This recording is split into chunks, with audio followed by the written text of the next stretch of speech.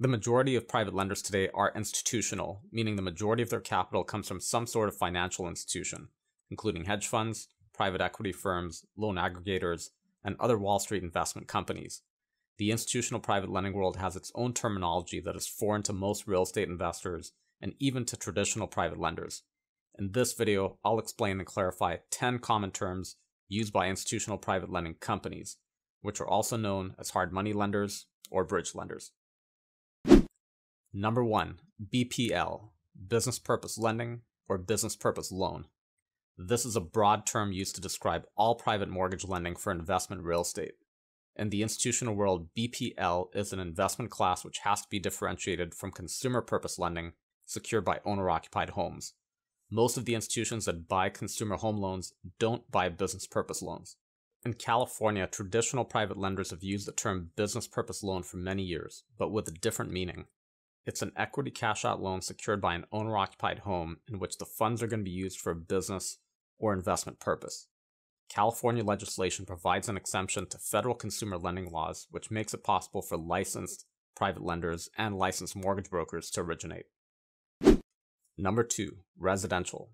It's technically an asset class, but residential is commonly used to describe consumer home loans as opposed to loans secured by residential investment properties.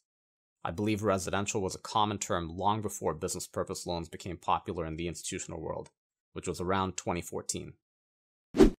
Number 3, commercial.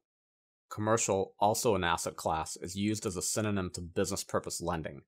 It's a loan for commercial purposes, even though most of the loans are secured by single-family homes. There are 2 very large national private lending firms that have the word commercial in their company names, even though they don't lend on commercial real estate, except for maybe small multifamily or mixed-use properties.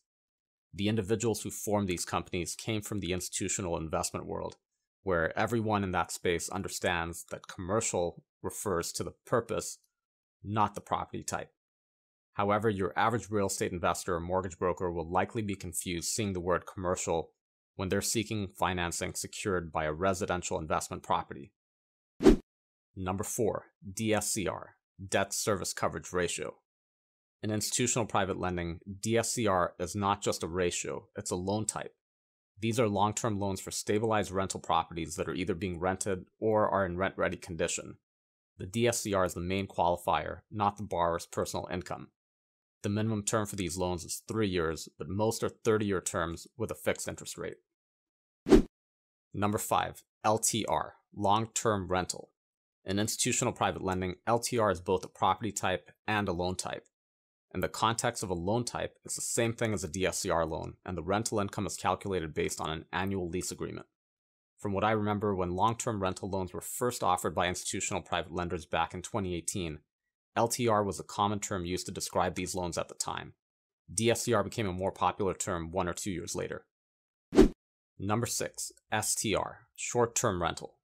A short-term rental loan is also a DSCR loan, but for a residential property that is rented on a nightly, weekly, or monthly basis. When institutional private lenders first started offering DSCR loans, it was only for long-term rentals.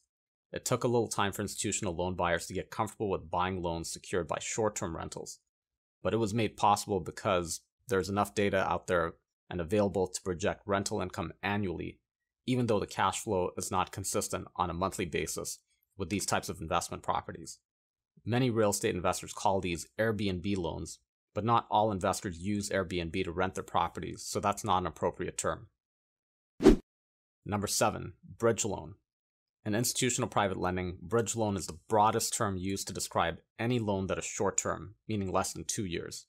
Fix and flip, rehab and rent, ground-up construction, rental property purchase, equity cash out, all of these are bridge loans if the loan matures in less than 2 years. Anything longer than 2 years is a DSCR loan. Number 8, RTL, Residential Transition Loan. With this term, the word residential does mean residential property. RTL is synonymous with bridge loan to refer to any loan with a short term, but RTL is primarily used to describe loans that include a rehab or construction budget. A loan would finance a transition of an old, ugly, vacant house into a modern home, which will be sold to a homeowner or leased to a tenant. A vacant lot is transitioned into a brand new home and sold or leased upon completion. Some people use the term RTL for a rental property purchase or refinance, so long as the loan term is less than 2 years.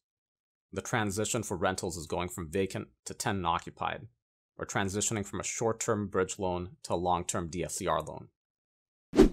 Number 9, balance sheet. You may hear an institutional private lender state that they fund loans using their own balance sheet. This just means that the money used to fund a loan is coming from their bank account or an account which they control, as opposed to being funded by a third-party capital provider.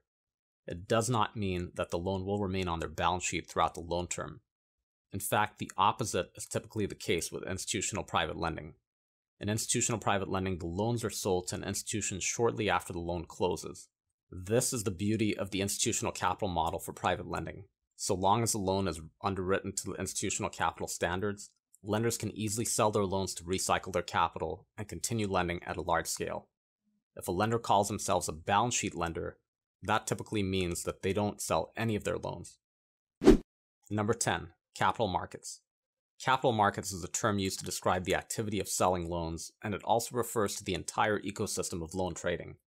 Many institutional private lending companies have one person or a capital markets team focused on the task of selling loans shortly after funding. They form relationships with multiple capital providers and determine which loans to sell to which buyer, depending on their appetite, pricing, and other factors. If you'd like to learn more about institutional private lending terminology, there's a great resource I can recommend. The National Private Lenders Association has published a private lending glossary, which defines almost 100 terms, and it's available for anyone in the public to download. The glossary was created by some of the biggest players in our space who operate or represent some of the largest institutional private lending companies in the country. To download the glossary, visit nplaonline.com. You should see a link in the main menu. That will open up a PDF file which you can save to your device or cloud storage. The glossary will likely be updated periodically as the industry evolves and as association members suggest additional terms to be added. Institutions have brought so much capital to the private lending industry, which has helped real estate investors thrive over the past decade with lower interest rates than what traditional private lenders typically charged. That changed a bit in 2022 when interest rates increased and the cost of capital went up, but institutional private lenders continue to lend at a large scale and still fund the majority of private real estate loans in the United States today. If you are seeking private financing for an investment real estate deal, use our website privatelenderlink.com as a resource. Most of the private lending companies listed on the site are institutional, and all of them have a very detailed profile that shows their lending guidelines, company background, funded deals, and more. You can contact each lender directly by phone, email, or simply visit their website. If you'd like us to review your deal and make recommendations, click the Create a Loan Request button. Provide some information about the deal for us to review, and we'll invite a few select lenders to look at it.